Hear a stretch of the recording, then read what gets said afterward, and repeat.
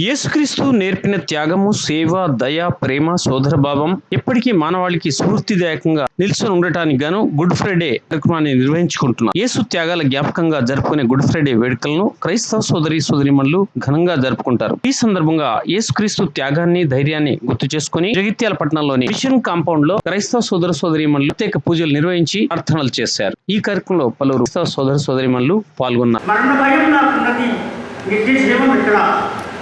అని వెళ్తూ ఉన్నాడు, కానీ నిత్య జీవం గురించి చెప్తే అంగీకరించడం లేదు, నిత్య జీవాన్ని తెలుసుకోవడం లేదు. 1971-76 సంవత్సరంలో రాజేంద్ర జట్టల్ అనే వ్యక్తి పూనా కేంద్రాన్ని కలిగిన ప్రథమ సంతానాన్ని, ఆడపిల్ల కానీ ఒక పిల్లవాడు కానీ ప్రథమ సంతానాన్ని వారు అక్కడ పడవేసుకున్న గంగానదిలో పడవేసేవారు. విలియం కేరీ గారు చూసి ఇదేంటి మీరు అభంశుభం తెలియని పిల్లలు ఇలా మీరు గంగానదిలో పడవేస్తున్నారు అంటే, మేము గంగార్థం చేస్తున్నాం, ఇలా చేస్తే మా తర్వాత తరాలైనా బాగుంటాయి అని ఆలోచించేవారు.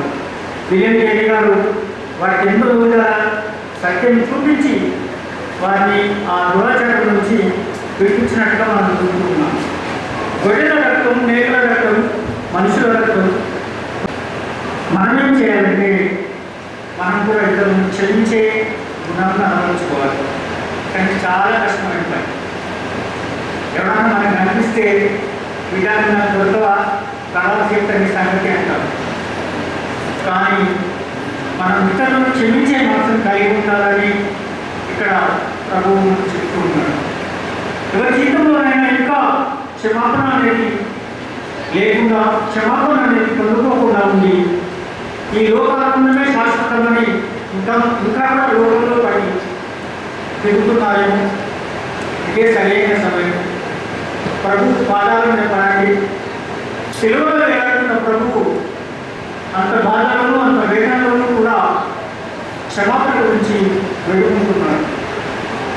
ఈరోజు నువ్వు ఎలాంటి వాడికైనా కావచ్చు, ఎంత దుర్మార్గుడైనా కావచ్చు, నువ్వు చేసిన వ్యవహారానికి నీ తల్లి, తండ్రి, నీ భర్త, నీ భార్య, నీ పిల్లలు ఎవరు నేను క్షమించకపోవచ్చు. కానీ క్షమించే దేవుడు అంటున్నాడు. ప్రభు దగ్గరికి రండి, ప్రభువును క్షమాపణ కోరండి, ప్రభు మనం క్షమిస్తాడు. క్షమించడమే కాకుండా మనల్ని నిత్య రాజ్యంలోకి కూడా తీసుకొని వెళ్తాడు. తల మంచి మనం ప్రార్థన చేసుకుందాం. ప్రేమలండి ఈ మొదటి elders, women secretary and the congregation నా ధన్యవాదాలు చెల్లిస్తున్నానండి. మీ ముందు నిలబడి మాట్లాడుతా నా జీవితంలో పెద్ద ధన్యతగా నేను భావిస్తున్నాను. నేను మీకు ఇది మూడోసారి. ఫస్ట్ మాట నాకు ఇచ్చిన, ఈ చర్చకి వచ్చినప్పుడు నాకు ఇచ్చింది ఇదో స్త్రీ, ఇగో నీ కొడుకు, ఇగో నీ తల్లి అని. పోయిన సంవత్సరం నాకు ఇచ్చింది తప్పిగొలిగి ఉన్నాను. ఈసారి నాకు ఇచ్చింది రెండో వాక్యం అండి, నేడు నాతో పరదేశంలో ఉంటావని చెప్పి. నేను మీకు ఎన్నోసార్లు చెప్తుంటాను, నువ్వు ఎంత కాస్ట్లీ సెల్ ఫోన్ యూజ్ చేసినా, లక్షల కొద్ది కాస్ట్లీ ఫోన్ యూజ్ చేసినా, నీకు సిగ్నలింగ్ లేకపోతే ఫోన్ వెళ్ళడమే. సో ఈ రోజు ఇక్కడ నిలబడే ప్రతి వ్యక్తికి దేవుడి దగ్గర నుంచి సిగ్నలింగ్ దొరకాలి. సిగ్నలింగ్ దొరికినప్పుడే మనం దాన్ని కరెక్ట్ రీతిగా మనము దాన్ని మాట్లాడగలుగుతాం, దానిలో ఉన్న సత్యాన్ని మనం బయలుపరచగలుగుతాం. సో ఒక నిమిషం మనందరం తల వచ్చి దేవుడు నాకు సాయం చేయాలని చెప్పి మనం ప్రార్థన చేస్తామని. మమ్మల్ని మిగిలిగా ప్రేమించండి.